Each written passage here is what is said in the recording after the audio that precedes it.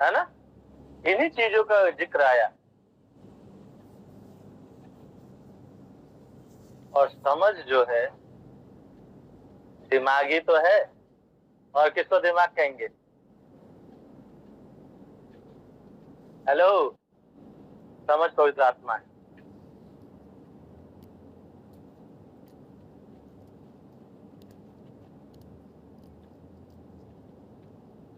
जब ये तीन चीजें एक साथ बंधी होती है ना, इनको कोई नहीं तोड़ सकता। अच्छा, आपको पता है ये तीन लाइन मसीह बचपन पैदाइश से लेकर के मृत्यु तक उसने किसी को भी प्रेम नहीं किया, सबसे प्रेम किया। किसी स्पेशल को नहीं दिया था। आपको स्पेशल सिर्फ एक चेले को दिया, क्योंकि चेला यूहन्ना नाम का था और वो उसकी छाती पर हमेशा लगा रहता था। इसलिए वो यीशु के बारे में वो सब जानता था जो बाकी चेले नहीं जानते थे। इसलिए यूहन्ना रचित सुसमाचार और यूहन्ना की तीनों पत्रियां सारी किताबों से अलग पाई जाती है। उसकी शुरुआत ही सृष्टि के आरंभ से होती है और अंत भी सृष्टि के अंत में पहुंचेगी, नया यरूशलेम। इसीलिए प्रकाशित वाक्य भी जब प्रकाशन दिया परमेश्वर ने उसी यूहन्ना को दिया, बाकी चेलों को नहीं दिया। जबकि पतरस को कहा था, पतरस तू चट्टान है और मैं अपनी कलीसिया तुझ पर बनाऊंगा जिसपे अधोलोक के फाटक प्रबल नहीं होंगे। तो पतरस को ये प्रकाशन मिलना चाहिए था, लेकिन यूहन्ना को क्यों मिला?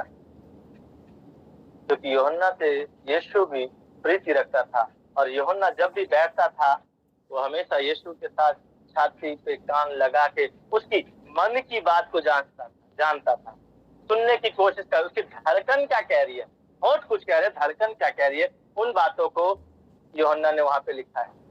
इसलिए जब यूहन्ना की पहली पत्री आप पढ़ते हैं, 1 और 2 पद को जब पढ़ते हैं, तीसरे पद को पढ़ते हैं, तो वहां पे लिखा, जिसे हमने देखा, वरन गौर से देखा, जिसे हमने छुआ, जिसे हमने महसूस किया, उसकी हम गवाही देते हैं। कलीसिया को लेने के लिए वो एक दिन आएगा, कलीसिया का श्रृंगार होगा, 16 श्रृंगार पूरा किया जाएगा, उसके माथे पर बिंदी भी होगी, उसके मंटिका भी होगा, करदनी भी, पूरा श्रृंगार किया जाएगा जैसे दुल्हनों को सजाया देखते ना। लेकिन अभी जो हमारी जो दुल्हने हम जो विवाह करते हैं उनको सादा रखा जाता है विवाह में, क्योंकि परमेश्वर उसको सजाएगा एक दिन। इसलिए हम लोगों की जो मसीही शादी होती है, दुल्हन को व्हाइट जोड़े में रखा जाता है। बाकी लोग लाल में रखते हैं, लेकिन मसीहत में वो व्हाइट जोड़े में रखती है, क्योंकि परमेश्वर उसको कलर देगा। हालेलुया। वो भी परमेश्वर के लिए भी पवित्र है। संसार के लिए वो एक पुरुष के साथ में जा रही है, लेकिन परमेश्वर के लिए अभी भी वो पवित्र है। इसलिए विवाह के बंधन में उसको जब परमेश्वर बांधता है तो व्हाइट जोड़ा उसको दिया जाता है। समझ गए? लोग कहते हैं कि ये विधवा है, विधवा का जोड़ा क्यों पहन रखा है? नहीं, ये सबसे कीमती वस्त्र होता है। गाउन जो होता है, आप 1 घंटे के लिए या शादी पढ़ने तक वो गाउन होता है, उसके बाद गाउन का कोई मतलब नहीं है। कोई वैकेशन में भी नहीं पहन सकते आप उसे वो, लेकिन वो 30,000, 40,000, 50,000 ऐसे की कीमत। मेरे प्रियो, परमेश्वर हमें पूरा श्रृंगार, सिंदूर की भी है जिक्र, ऐसा नहीं है, सिंदूर भी डालेगा। इसीलिए हमारे लोगों को सिंदूर नहीं डाला जाता, हमारी पत्नियां सिंदूर नहीं डालती, उनको मंगलसूत्र नहीं पहनाया जाता, क्योंकि परमेश्वर अभी उसका रचना कर रहा है। वो अपने पुत्र वधू का स्वागत करने के लिए परमेश्वर इन सारी चीजों की रचना करता है। वो 16 श्रृंगार जब परमेश्वर के विवाह होगा, मेमने का विवाह होगा, हर सारी दुनिया देखेगी कि उस जैसा विवाह शायद पूरी दुनिया में। हालेलुया। हमें परमेश्वर ने ऐसे लगाने के लिए नहीं दिया, वो इसलिए दिया कि 3 लाइनें पिता पुत्र पवित्र आत्मा, ठीक है। और फिर जब पिता पुत्र पवित्र आत्मा को जोड़ दिया, तब पवित्र आत्मा कई बार हमारे जीवन में हमें इन तीनों को जोड़ कर रखती है एक साथ। ये 3 ऐसे जो टीका लगाते हैं ना, ये हमें परमेश्वर से जोड़ कर रखती है। जो ये चंद्र बिंदु सा लगाते हैं, चांद सा लगाते हैं, इसका मतलब है कि परमेश्वर की ज्वलन आग उसके ऊपर आने वाली। इस सारी चीजें का एक मतलब है। परमेश्वर हमें जोड़ कर रखना चाहता है, पवित्र आत्मा हमें जोड़ कर रखती है, पिता से, पुत्र से, पवित्र आत्मा, हम तीनों को एक साथ करके रखती है, और ये तीनों ही एक है, इसीलिए इसको एक कर दिया जाता है। पहले 3 लाइनें, पिता, पुत्र, पवित्र आत्मा, और तीनों ही मिलकर एक है। हालेलुया। ये है, इसका मतलब ये नहीं है कि किसी से भी मेरे मन में और हृदय को भी फर्क। आइए देखते यिर्मयाह 11 का 20। यिर्मयाह 11 का 20। नाव के यहोवा, हे धर्मी न्यायी, ये अंत कारण की बातों के ज्ञाता, तू उनसे बदला ले और मुझे दिखा, क्योंकि मैंने अपना मुकदमा तेरे हाथ में छोड़ दिया है।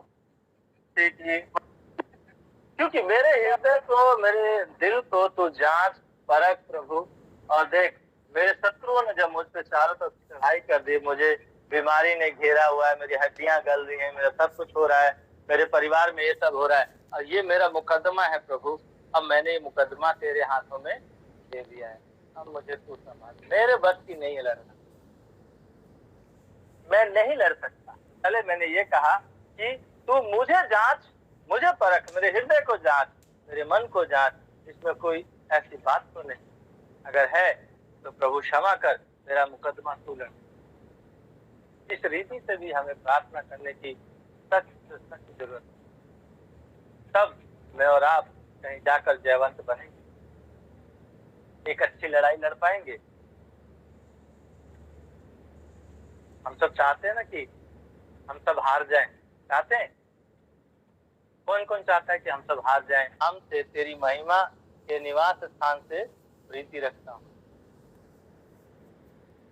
या हम प्रीति, और उसका निवास स्थान क्या है? ये बॉडी। याद रखना, अगर आप अपने आप से प्रेम नहीं करते, आप किसी से प्रेम नहीं कर सकते। आप झूठ बोलते हो, आई लव यू बोलते हो जिसको भी, के चारों खंभे स्थिर हैं, हाथ पैर सही सलामत दिए परमेश्वर ने, बॉडी, हम जब सुबह उठते सब कुछ अच्छा मिलता है, मेरे परिवार में किसी प्रकार की कोई भी कलेश नहीं है, कुछ नहीं है, हम सब आनंदित और मगन हैं, क्योंकि उसका निवास स्थान प्रिय। तो क्या हम उसके निवास स्थान से प्रेम करते हैं? जिंदगी से, अपनी बॉडी से नफरत करते, अपनी शक्ल से नफरत करते, इसलिए हम ध्यान नहीं देते।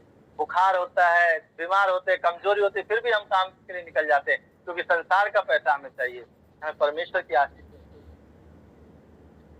वो दुख और मुसीबत इसलिए आपके ऊपर आया कि आप थोड़ा सा रुक कर रेस्ट करो, परमेश्वर के उस वक्त का इंतजार करो कि वो तुम्हें आशीष देता है। लेकिन हम लोग फिर भी जो है रेड लाइट को जंप करके निकल जाते हैं। तो रेड लाइट जंप करोगे तो जुर्माना कौन भरेगा? बोलिए।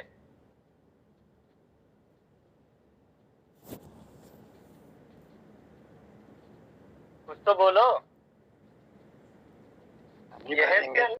और मुझसे कहा, ऐसा कहा, यहोवा यूं कहता है, हे इस्राएल के घराने, तुमने ऐसा ही कहा है, जो कुछ तुम्हारे मन में आता है उसे मैं जानता हूँ। उस महान परमेश्वर से अपने आप को जांच कर, परख कर उसकी महिमा करना, कि हम उसके सामने कभी भी लज्जित ना हो। सुबह मैंने एक कहानी सुनाई थी, कितने लोगों ने उस पर गौर किया। हम सब अपने क्रूस को छोटा ना करें, हम सब अपने क्रूस को काट पीट कर न बढ़ाएं, परंतु हम सब परमेश्वर की महिमा को बढ़ाते दें। क्योंकि एक समय जब आएगा तो अगर हम कर उसके ऊपर चढ़कर बाहर जाने का, जीवन में प्रवेश करने का, तब वो क्रूस आपका बिल्कुल छोटा हो चुका होगा और उस खाई को पार करने के लिए असमर्थ है। फिर आप रोते रह जाएंगे, कोई फायदा नहीं होगा। इसलिए अपने क्रूस को, अगर दुख है उसमें, तो उसको कभी काटे नहीं, छाटे नहीं। प्रभु से मत कह प्रभु से कम कर, कभी भी ये बात प्रभु से ना कहें कि प्रभु से कम कर दे, मेरे दुख को कम कर दे। नहीं, अय्यूब की समान एक बात कहें, प्रभु तेरा धन्यवाद हो